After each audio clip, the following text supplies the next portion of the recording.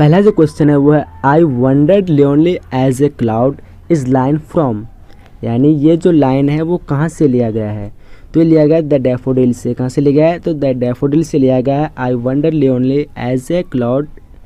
And इसके पूछा जा सकता है कि इसके लेखक कौन है, तो इसके लेखक हो जाएगा आपका विलियम वर्ड्सवर्थ। कौन है, तो विलियम वर्ड्सवर्थ। इसकी पैदाइश के बारे में बात करें तो पैदाइश हुई थी 7 अप्रैल 1770 ईस्वी को। कब हुई थी, तो 7 अप्रैल 1770 ईस्वी को किसकी पैदाइश हुई थी, तो विलियम वर्ड्सवर्थ। और कौन थे ये, तो द डैफोडिल के लेखक थे। चलते अगले क्वेश्चन की तरफ। अगला क्वेश्चन है David Copperfield was first married with, यानी डेविड कॉपरफील्ड का शादी पहले शादी किसके साथ किया गया था, तो डेविड कॉपरफील्ड की जो फर्स्ट मैरिज जो की गई थी उसके वो किया गया था डोरा स्पेनलो के साथ। किसके साथ किया गया था, तो डोरा स्पेनलो। और एक क्वेश्चन इससे बन सकता है कि इसके जो क्या कहते हैं स्टेप फादर कौन थे, तो इसके स्टेप फादर का नाम था मिस्टर मर्डस्टोन। क्या नाम थे, तो मिस्टर मर्डस्टोन नाम था। किसका नाम थे, तो डेविड कॉपरफील्ड के स्टेप फादर्स के नाम। ये भी पूछा जा सकता है। चलते अगले क्वेश्चन की तरफ। अगला क्वेश्चन है for peace comes dropping slow is line from, यानी फोर पीस कम्स ड्रॉपिंग जो ये लाइन है, ये लाइन कहाँ से लिया गया है, तो ये लाइन जो लिया गया है ये पोएम का नाम है the lake isle of Innisfree. The lake isle of Innisfree ये एक पोएम है, इसी से लिया गया है for peace comes dropping slow. And next question की बात करते हैं तो अगला क्वेश्चन क्या है, who forgot Mr Wickfield's signature on important documents, यानी कौन भूल गया था इनको मिस्टर विकफील्ड का सिग्नेचर करने के लिए इम्पोर्टेंट डॉक्यूमेंट पर, तो वो हुआ था यूरिया हिप। कौन था, यूरिया हिप भूल गया था कि इसके मिस्टर विकफील्ड्स के सिग्नेचर इम्पोर्टेंट डॉक्यूमेंट्स पर करने कर। चलते अगले क्वेश्चन की तरफ। अगला क्वेश्चन है forgetting is written by dash dash, मतलब फॉरगेटिंग किसके द्वारा लिखा गया है, तो ये लिखा गया है आपका हो जाएगा रॉबर्ट लिंड। क्या हो जाएगा, तो रॉबर्ट लिंड। फॉरगेटिंग जो लिखा गया किसके द्वारा लिखा गया, तो रॉबर्ट लिंड। अगर इसकी पैदाइश के बारे में बात करें तो इसकी पैदाइश जो हुई थी वो हुई थी 20 अप्रैल 1879 ईस्वी को हुई थी। 20 अप्रैल 1879 ईस्वी को किसकी पैदाइश हुई थी, तो रॉबर्ट लिंड के 20 अप्रैल 1879, ये याद रखिएगा। उसके चलते हैं अगले क्वेश्चन की तरफ। अगला क्वेश्चन है और ये लास्ट क्वेश्चन, इसके बाद क्वेश्चन ही है who has written David Copperfield, यानी डेविड कॉपरफील्ड किसने लिखा, तो वो लिखा था चार्ल्स डिकेंस। कौन लिखा था, Charles Dickens. Who has written David Copperfield, तो ये आ जाएगा चार्ल्स डिकेंस। ये भी इंपॉर्टेंट क्वेश्चन है। और चार्ल्स डिकेंस की बात करें इसकी पैदाइश कब हुई थी, तो इसकी पैदाइश जो हुई थी 7 फरवरी 1812 ईस्वी को हुई थी। 1812 ईस्वी को कब हुई थी, तो 7 फरवरी 1812 ईस्वी को किसकी पैदाइश हुई। फर्स्ट क्वेश्चन है दोस्तों Brutus is dash honest man. Brutus is dash honest man, तो इसका सही आंसर हो जाएगा दोस्तों ऑप्शन नंबर बी यानी कि एन, क्योंकि यहाँ ऑनेस्ट है दोस्तों। ऑनेस्ट में ये अ से शुरू होती है। किससे शुरू होती है, अ, और अ किस में आ जाता है, स्वर वर्ण में आ जाता है, यानी कि वॉवेल में आ जाता है इसका साउंड, इसलिए क्या हो जाएगा दोस्तों, एन का यूज़ होगा। किसका यूज़ होगा दोस्तों, एन का यूज़ होगा। नेक्स्ट क्वेश्चन है दोस्तों choose the word with correctly spelling, यानी कि जो सही स्पेलिंग है इनमें से उसको चूज़ करना, तो इसका सही आंसर कौन सा हो जाएगा दोस्तों, ऑप्शन नंबर ए यानी कि एक्टिविटी, यानी कि क्रियाकलाप। एक्टिविटी ये जो है ACTIVITY एक्टिविटी सही स्पेलिंग में है। ठीक है दोस्तों, तो इसका सही आंसर हो जाएगा ऑप्शन नंबर ए। नेक्स्ट क्वेश्चन की ओर बढ़ते हैं दोस्तों। अगला क्वेश्चन है दोस्तों I received blank space urgent telephone call. तो ध्यान देंगे यहाँ दोस्तों अर्जेंट है, अर्जेंट में भी अ से शुरू होता है, अ से अर्जेंट होता है, यानी कि अ स्वर वर्ण में आ जाता है, इसलिए इसके आगे भी क्या हो जाएगा दोस्तों, ऑप्शन नंबर बी हो जाएगा, यानी कि एन का यूज़ होगा। एन का यूज़ होगा। तो I received an urgent telephone call. ठीक है दोस्तों, तो इसका भी आंसर क्या हो जाएगा, ऑप्शन नंबर बी यानी कि एन। नेक्स्ट क्वेश्चन है दोस्तों while you we are reading I dash sleeping. While you we are reading I dash sleeping, जब तुम पढ़ रहे थे तो मैं क्या कर रहा था, मैं सो रहा था, तो आई वॉज स्लीपिंग। तो इसका क्या सही आंसर आ जाएगा दोस्तों, ऑप्शन नंबर बी यानी कि I was sleeping. Next question की ओर बढ़ते हैं दोस्तों। अगला क्वेश्चन है दोस्तों one can not live dash food. तो इसका सही आंसर क्या हो जाएगा दोस्तों? ऑप्शन नंबर बी, यानी कि one can not live without food, यानी कि बिना फूड के कोई भी जीवित नहीं रह सकता।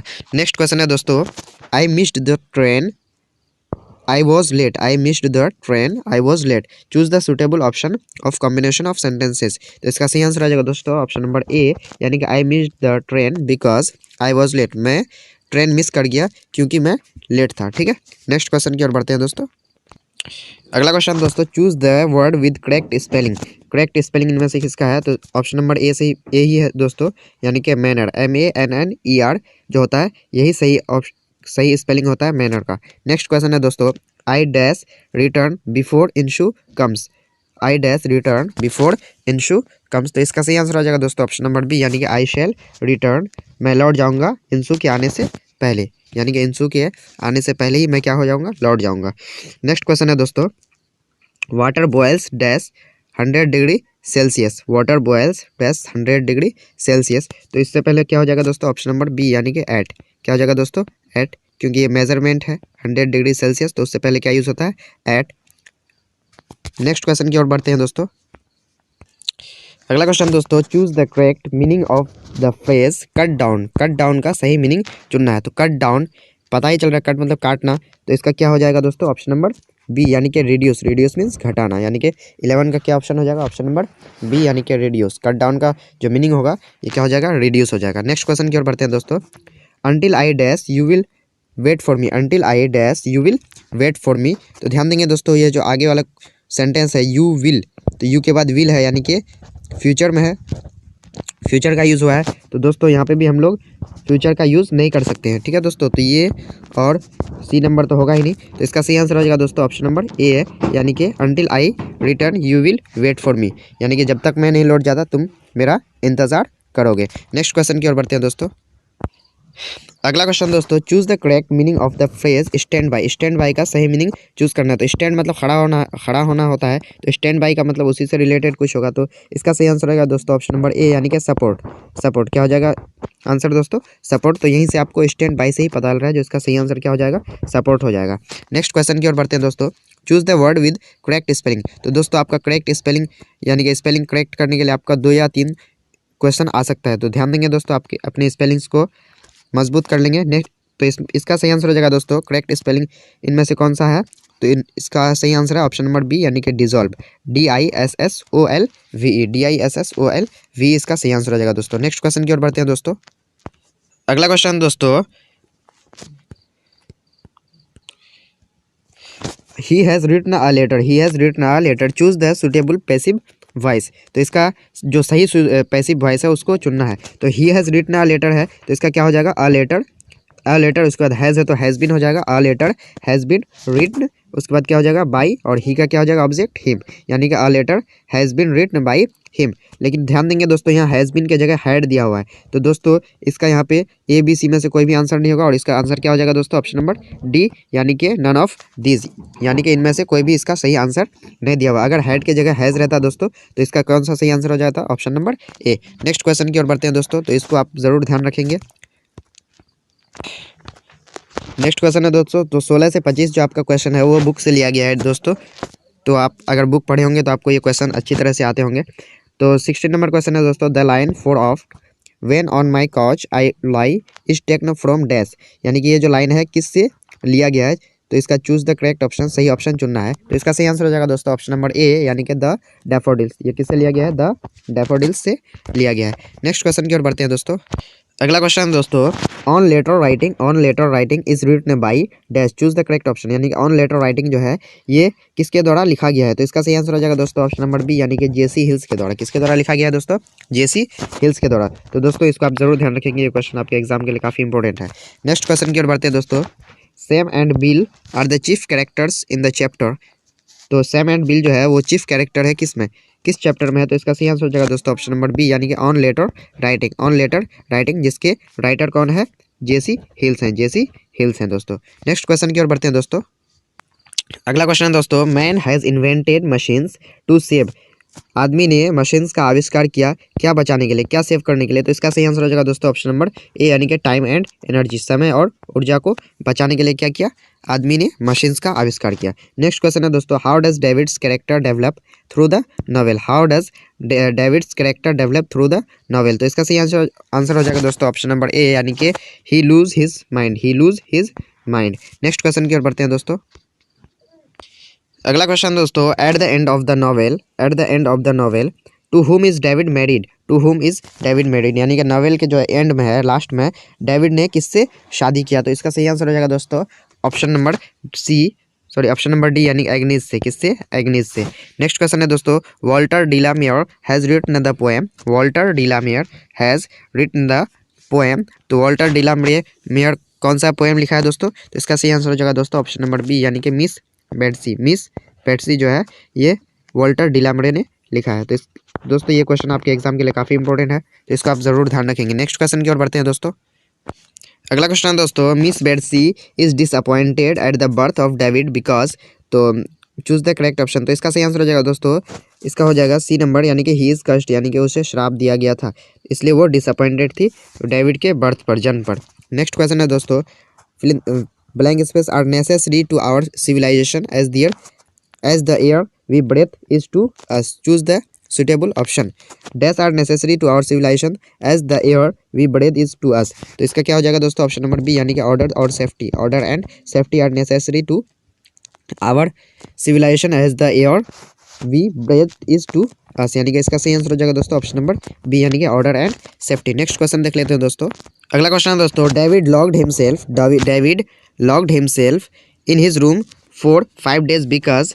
डेविड ने अपने आप को एक रूम में लॉक कर दिया क्योंकि he had beaten Mr Murdstone hand, यानी he had beaten Mr Murdstone's hand, यानी कि वह पीटा गया था मिस्टर मर्डस्टोन के हैंड से, हाथों से, इसलिए वह अपने आप को रूम में 5 दिन के लिए बंद कर दिया। ठीक है दोस्तों, तो इसका सही आंसर हो जाएगा ऑप्शन नंबर सी। तो one can not live without food. आप यहाँ पे ऑप्शन दिए हुए हैं आपके सामने, 4 ऑप्शन दिए हुए हैं, क्या राइट आंसर होगा।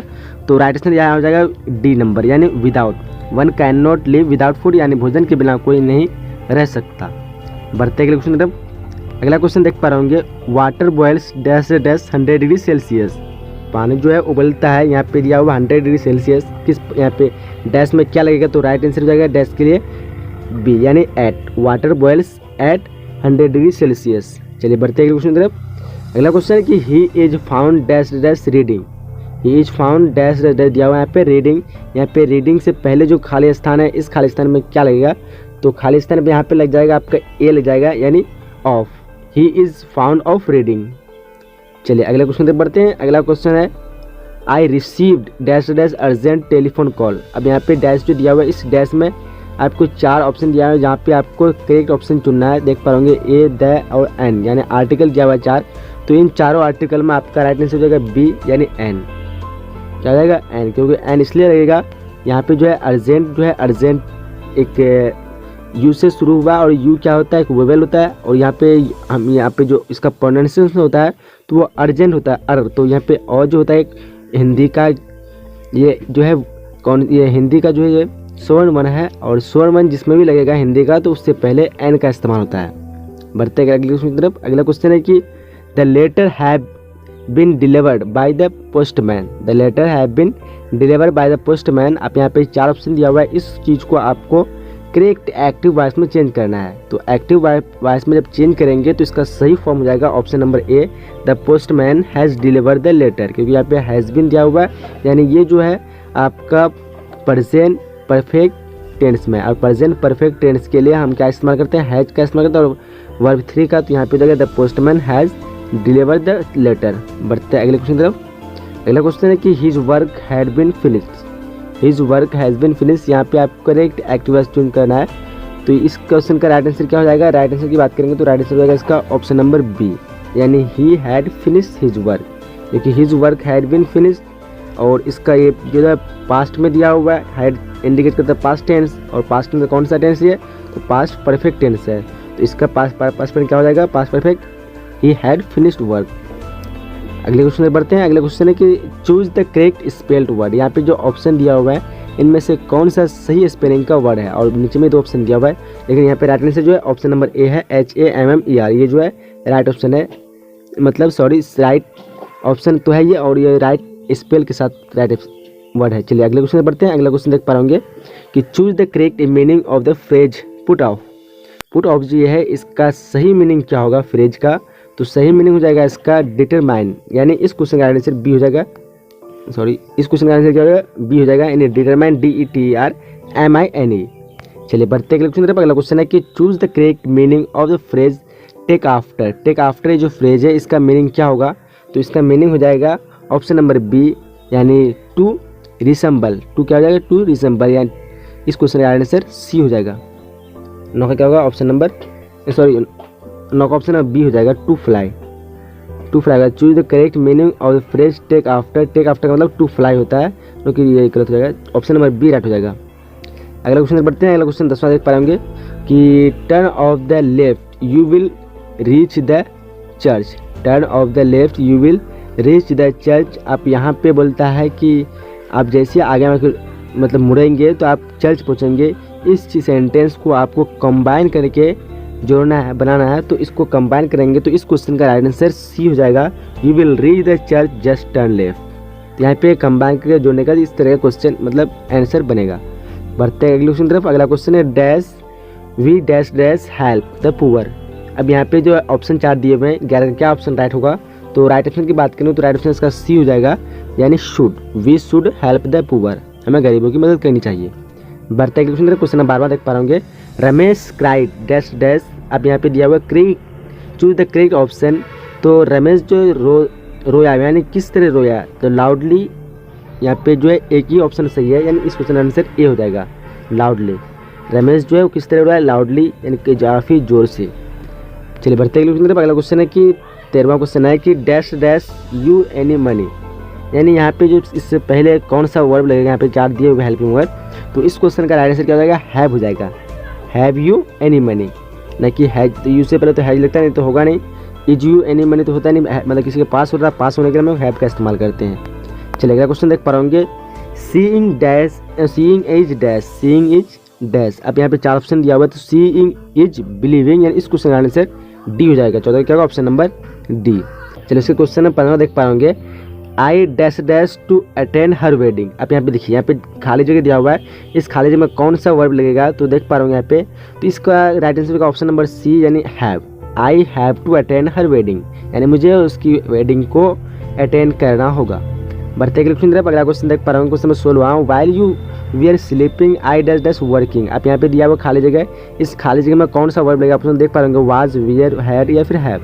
तो while you we are sleeping, जब आप सो रहे थे, तो मैं यहाँ पे जब सो रहा होता है तो यहाँ पे क्या है, पास्ट में है, तो इसका जो सेंटेंस जो है वो पास्ट में लगेगा, लेकिन आई के साथ क्या लगता है, पास्ट में वाज लगता है, तो क्या हो जाएगा, while you we are sleeping I was working, तो यहाँ पे क्या हो जाएगा, वाज हो जाएगा, ऑप्शन नंबर ए राइट हो जाएगा, क्या हो जाएगा, ऑप्शन नंबर ए वाज। चलिए अगला क्वेश्चन 17 देख पाएंगे, choose the correct spell word, यानी यहाँ पे करेक्टली स्पेल का जो वर्ड है इसको चूज करना कौन सा यहाँ पे है, तो 17 का जो राइट आंसर जो वो हो जाएगा ऑप्शन नंबर सी, यानी स्पेसिफिक। स्पेसिफिक जो है ये सही स्पेल के साथ वर्ड है, SPECIFIC। चलिए क्वेश्चन नंबर 18 देख पा रहे होंगे कि there is a railway line dash dash the bridge. अब देखिए यहाँ पे जो खाली जगह है, यहाँ पे कौन से ऑप्शन जो है प्रीपोजिशन राइट होगा इसके हिसाब से, तो ब्रिज है तो ब्रिज के ऊपर होगा, यानी ऊपर के लिए हम क्या लगाएंगे, ऑन लगाएंगे, तो क्या हो जाएगा, there is a railway line on the bridge, option number A right हो जाएगा। चलिए अगले क्वेश्चन बढ़ते हैं। अगला क्वेश्चन देख पा रहे होंगे, आप ये किताब से आया हुआ क्वेश्चन है, सो चलिए शुरू करते हैं और देख पाएंगे, don't think you can say unpleasant things about someone behind his back and not be found of is taken from. ये जो लिया गया लाइन वो कहाँ से लिया गया है, ये जो पूरा लाइन है कहाँ से लिया गया, ऑप्शन आपके सामने 4 दिए हुए, तो राइट ऑप्शन की बात करेंगे तो राइट ऑप्शन ऑप्शन नंबर ए हो जाएगा, यानी गुड मैनर से लिया गया। कहाँ से लिया गया, तो गुड मैनर से।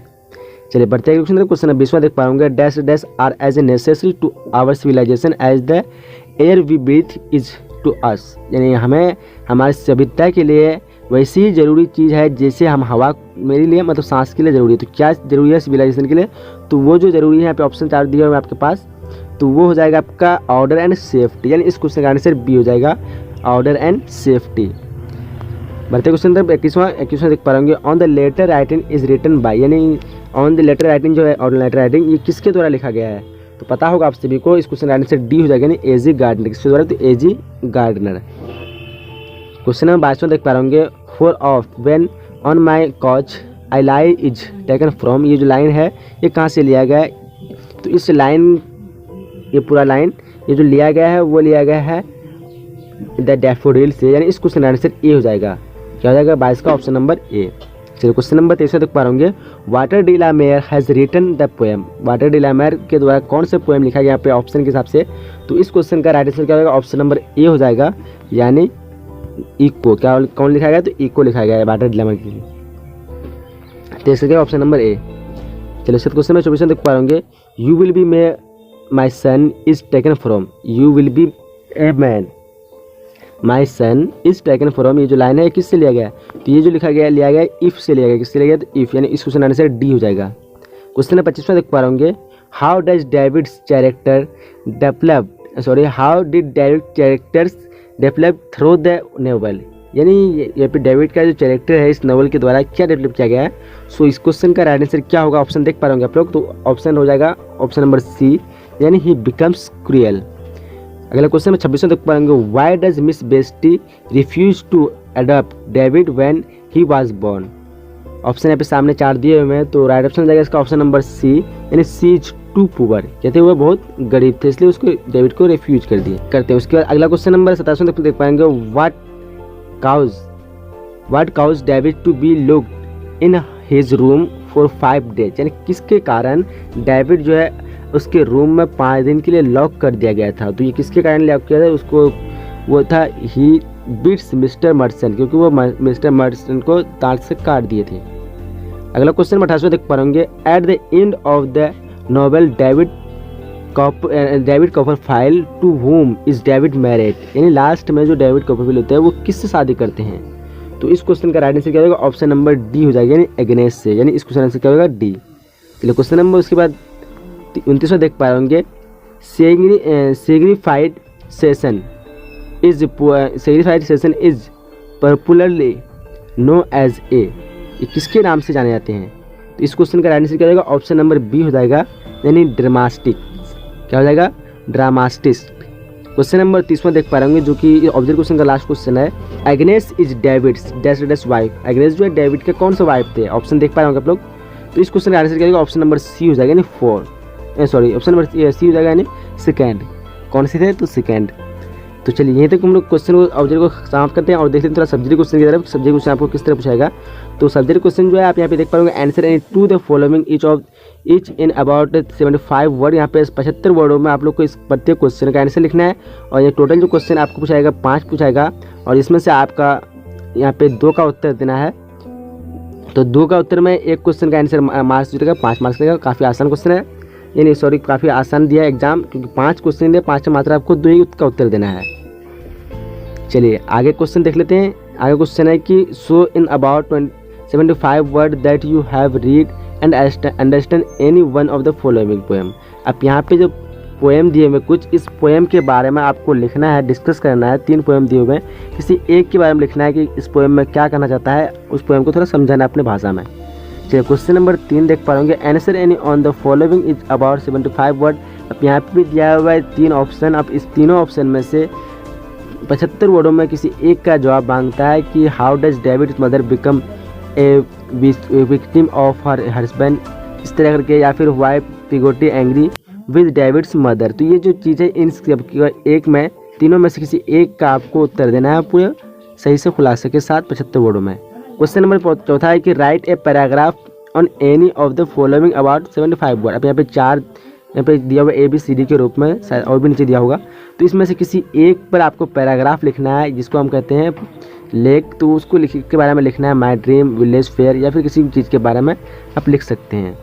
तो यहीं तक है और इसके पीछे नहीं है। तो चलिए यहीं तक वीडियो को हम लोग समाप्त करने वाले हैं। अगर सब अभी तक वीडियो को लाइक नहीं किया, वीडियो को लाइक कर दीजिए। मुझे उम्मीद है कि आप लोगों को वीडियो पसंद आएगा, और अपने दोस्तों के साथ एक बार जरूर शेयर कीजिए ताकि उसको भी फायदा हो जाएगा। इसी तरह के वीडियो पाने के लिए चैनल को सब्सक्राइब कर लीजिए, सब्सक्राइब करने के बाद नोटिफिकेशन बेल को ऑन कर लीजिए।